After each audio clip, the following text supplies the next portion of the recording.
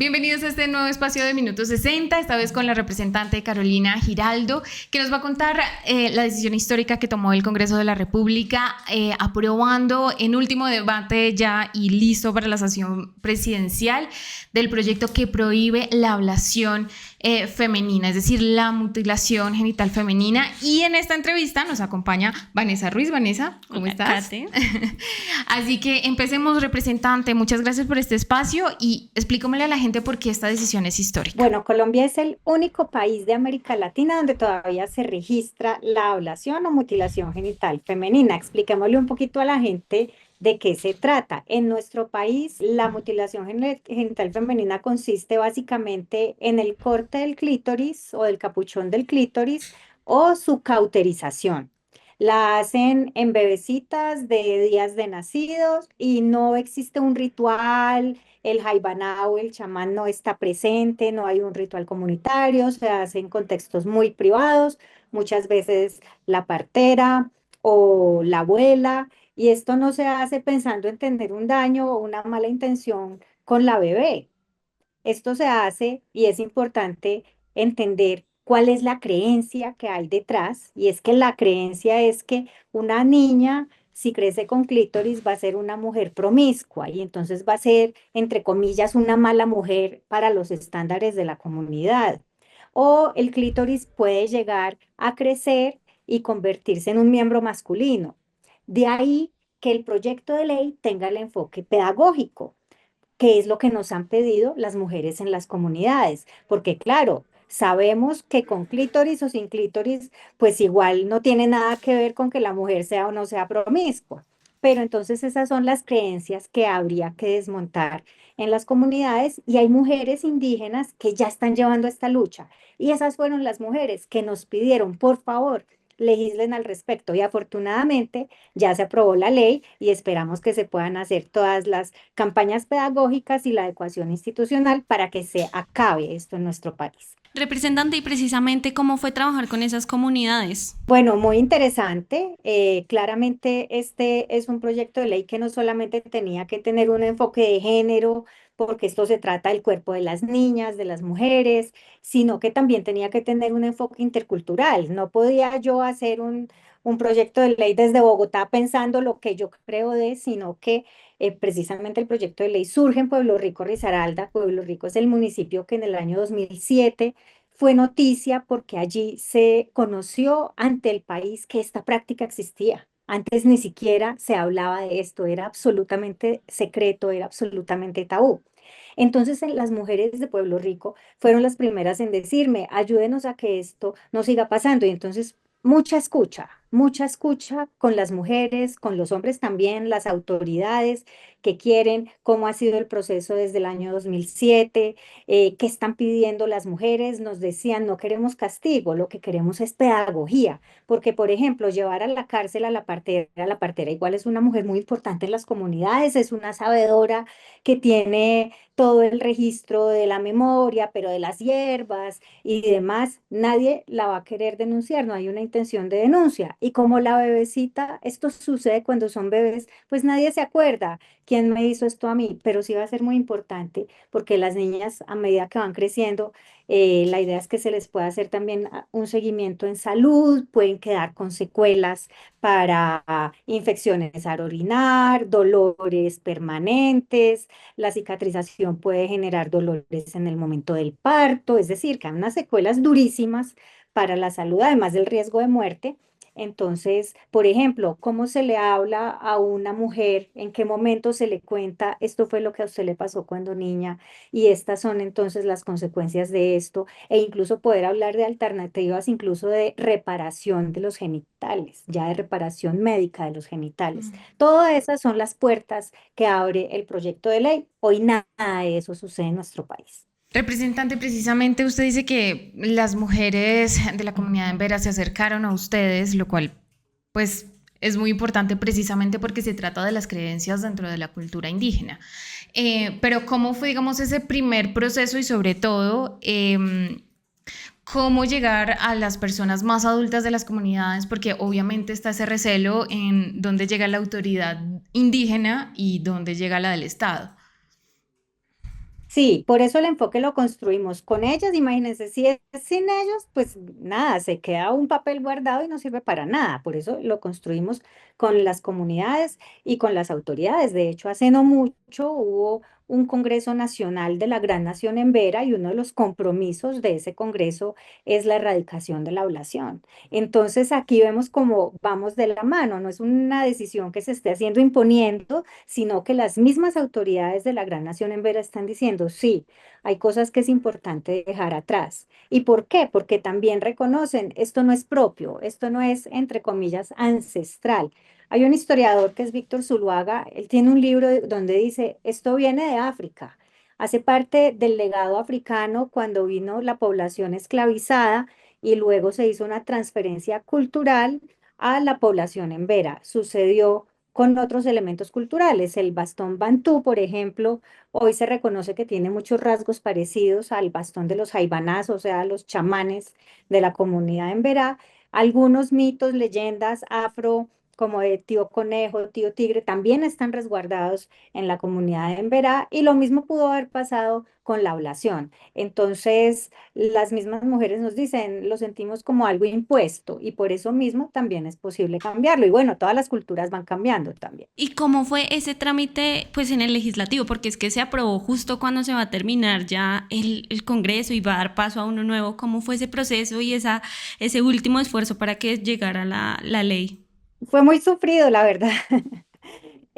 Fue porque sabíamos que hay un trancón legislativo muy grande, hay proyectos de ley que sabemos que son muy importantes, pero que entonces no dejan avanzar otros proyectos de ley como el nuestro, entonces está jurisdicción agraria o entonces el de código aduanero y tienen mensaje de urgencia del gobierno, de las cortes y entonces era difícil. Como yo decía, no es sino que lo agenden, sabemos que hay consenso absoluto porque hay coautores además de todos los partidos que en este momento de enorme polarización en el país, con estas divisiones y esta confrontación política, pues qué bueno encontrar temas en donde también todos estemos de acuerdo. Pero lo difícil era que lo agendaran. Afortunadamente, hubo como un momento de toma de conciencia. Hicimos un documental, hicimos una exposición fotográfica, es decir, tratamos de hablarles a los senadores también en diferentes lenguajes para sensibilizarlos con lo que estaba pasando.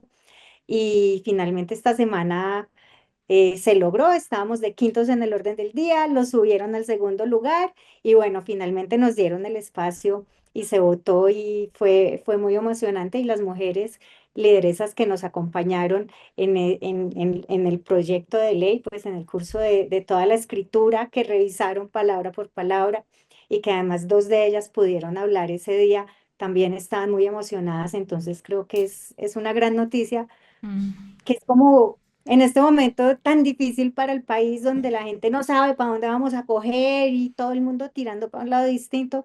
Esto es algo que decimos que bueno que nos pudimos poner de acuerdo y realmente yo veía a todo el mundo emocionado, es decir, Mm. Paloma Valencia se tomó fotos con las mujeres indígenas, pero Aida Quilcue también, Angélica Lozano, JP, el senador Chacón. Es decir, había como una decisión muy unánime de decir si estas mujeres necesitan esta herramienta para poder dar esta lucha tan justa en sus comunidades.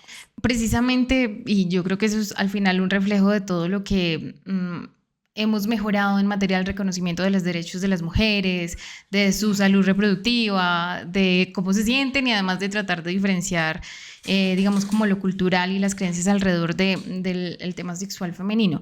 Pero sí que quisiera preguntarle, representante, y ya para ir cerrando, muchas gracias por el espacio que nos ha dado hoy, es cuáles son esos puntos específicos de la iniciativa y con qué compromisos queda el Estado colombiano.